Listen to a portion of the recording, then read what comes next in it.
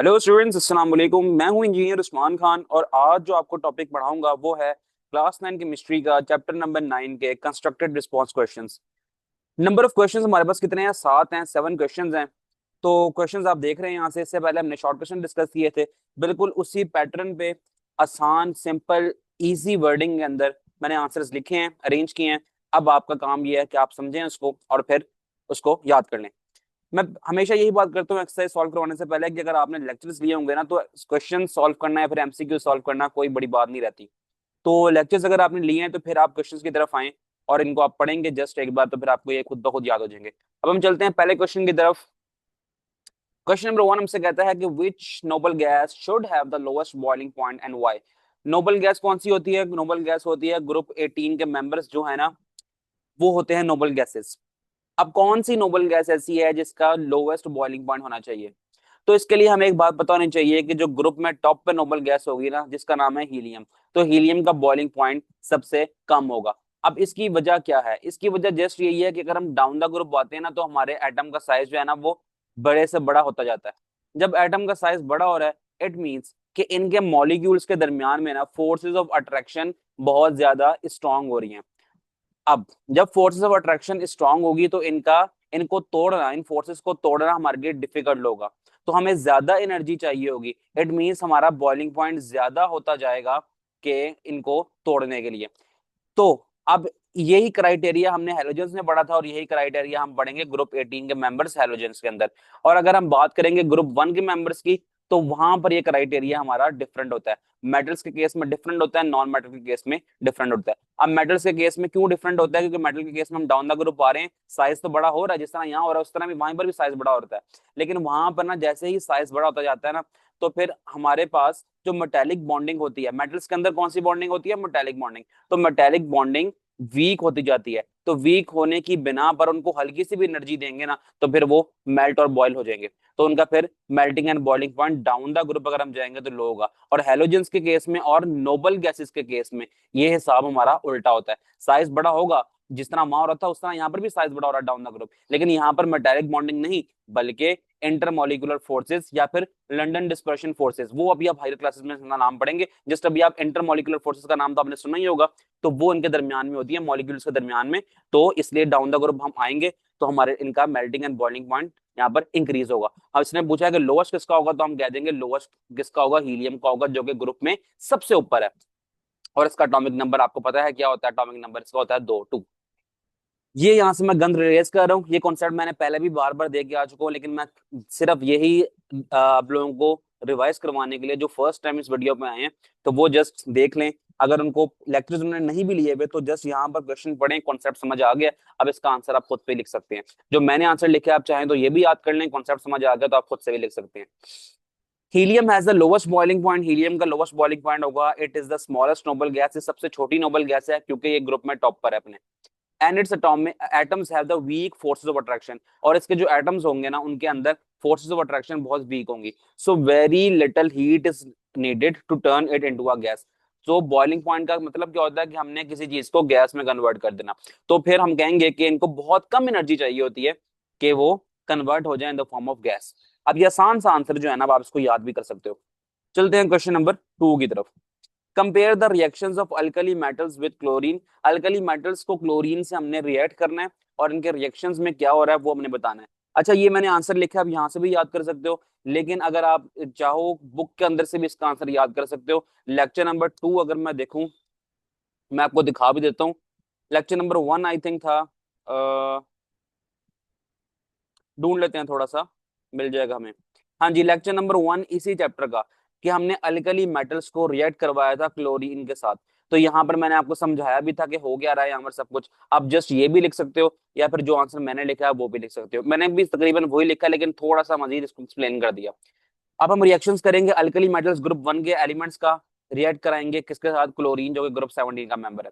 Alkali metals जैसे कि lithium हो गया, सोडियम हो गया, पोटेशियम हो गया, जब वो क्लोरीन से रिएक्ट करेंगे तो वो बनाएंगे मेटल्स के क्लोराइड्स, जो कि व्हाइट आयोनिक सॉल्ट्स होते हैं। आपने ये भी नहीं देखा होगा, ये भी नहीं देखा होगा, लेकिन आपने इसको जरूर देखा होगा हमारे घरों में, जो NaCl नमक इस्तेमाल होता है। सोडियम क्लोराइड हमारे घर में एक सॉल्ट है, तो वो हमारे घर में इस्तेमाल होता है।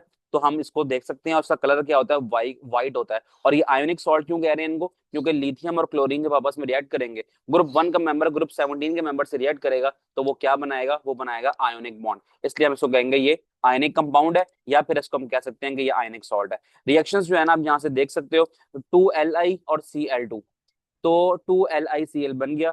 2Li यानी कि दो नंबर ऑफ एटम्स लिए हुए हमने, लिथियम के और क्लोरीन के भी दो हैं, तो इसलिए यहाँ पर ये जो 2 है ना, ये 2Li के साथ भी और Cl के साथ भी है। इसी तरह हम Na का और पोटेशियम क्लोराइड का तीसरा वाला रिएक्शन भी देख सकते हो। एक्सप्लेनेशन में मजीद बातें अगर लिखनी है तो लिख लो, नहीं लिखनी तो ना भी लिखो, लेकिन लिख लोगे तो अच्छे नंबर मिलने के चांस होते हैं। Each alkali metals donate 1 electron.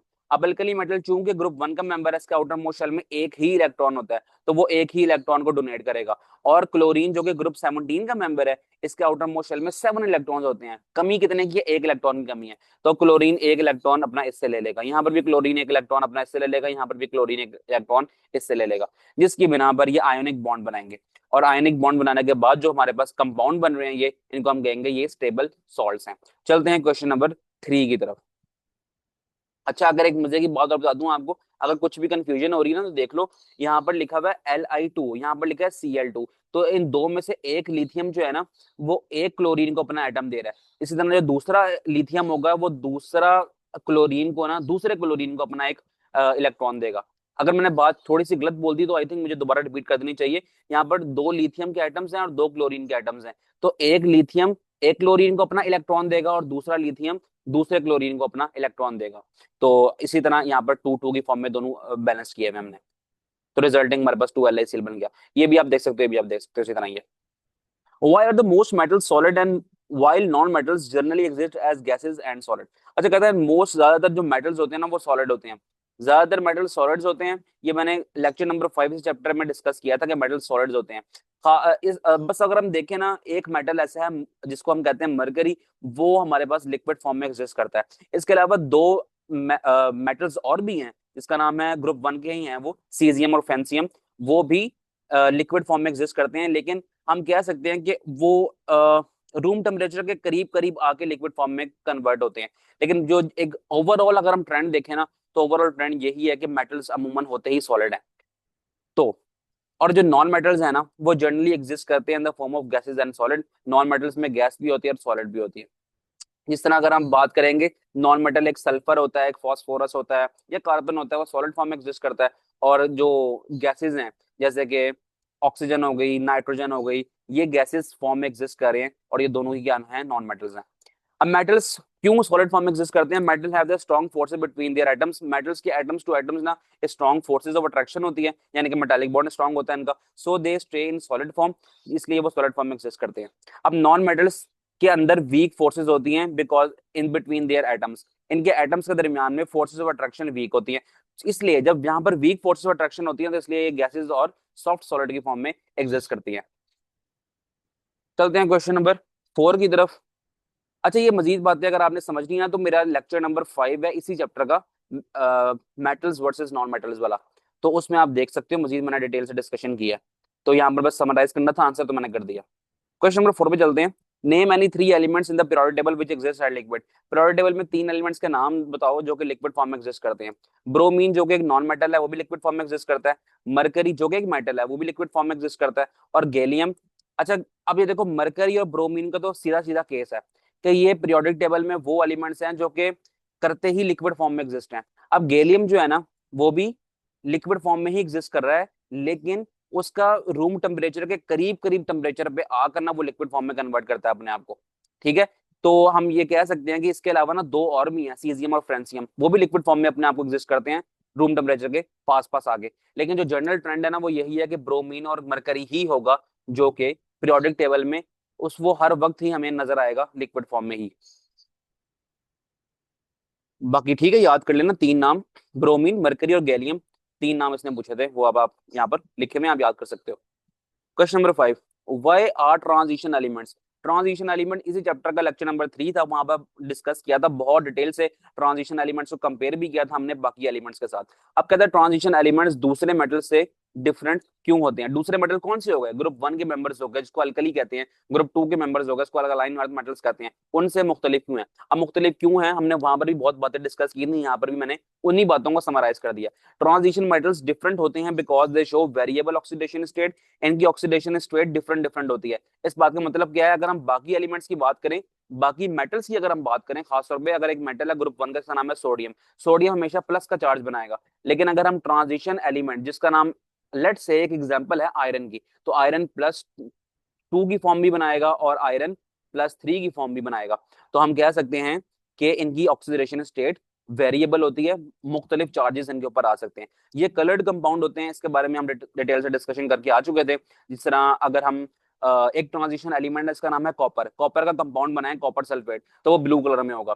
तो ये कलर्ड शो करते हैं, बाकी बाकी वाले को जो कंपाउंड ना वो कलर शो नहीं करते।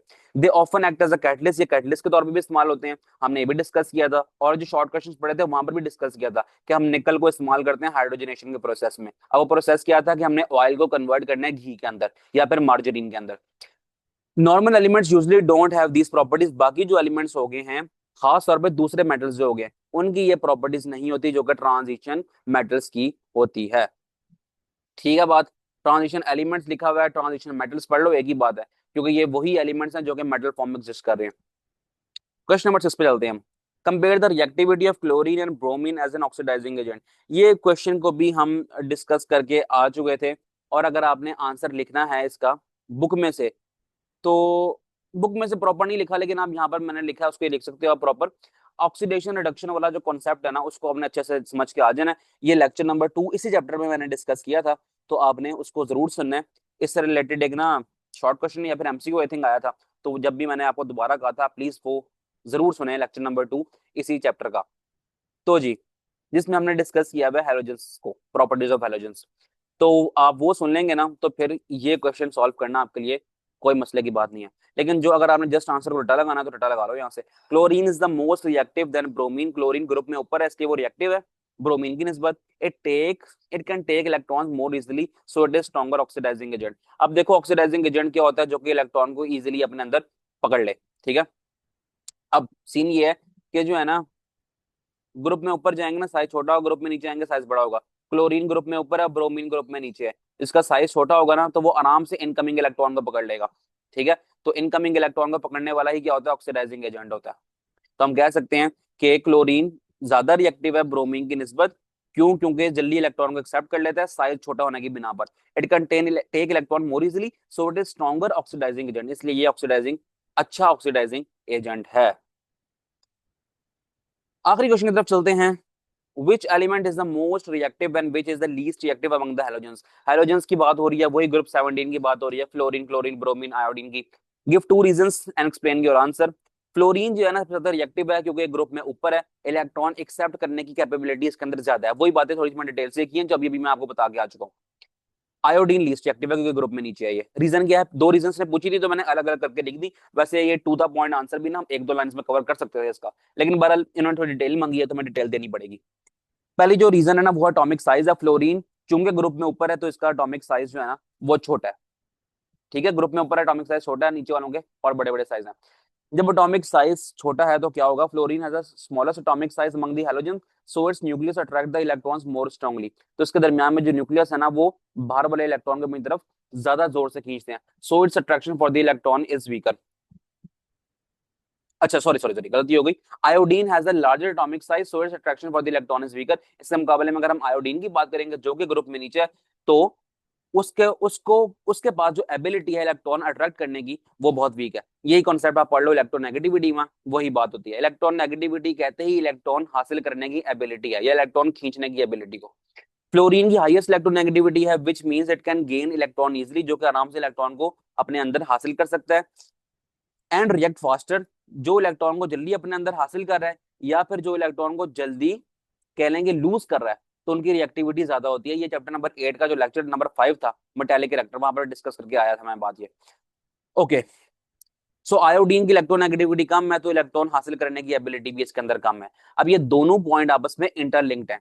हम जनरल अगर समराइज करूंगा ना इस बात को मैं अपनी, तो मैं जस्ट यही कह दूंगा कि एटॉमिक साइज छोटा होने की बिना पर फ्लोरीन की इलेक्ट्रोनेगेटिविटी ज्यादा है, इट मींस कि वो जल्दी इनकमिंग इलेक्ट्रॉन को अपने अंदर एक्सेप्ट करेगा और अपनी हायर रिएक्टिविटी शो कराएगा। इसके मुकाबले में आयोडीन जो कि ग्रुप में नीचे है, इसकी इसका एटॉमिक साइज बड़ा है एज कंपेयर टू फ्लोरीन, सो इसकी इलेक्ट्रोनेगेटिविटी भी कम है।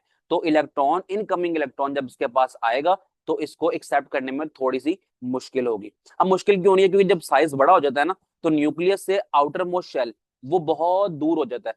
तो जब इनकमिंग इलेक्ट्रॉन ने आना है ना, तो फिर वो न्यूक्लियस इतनी जोर से उसके ऊपर फोर्स ऑफ अट्रैक्शन लगा ही नहीं पाएगा अपने अंदर हासिल करने के लिए इसको।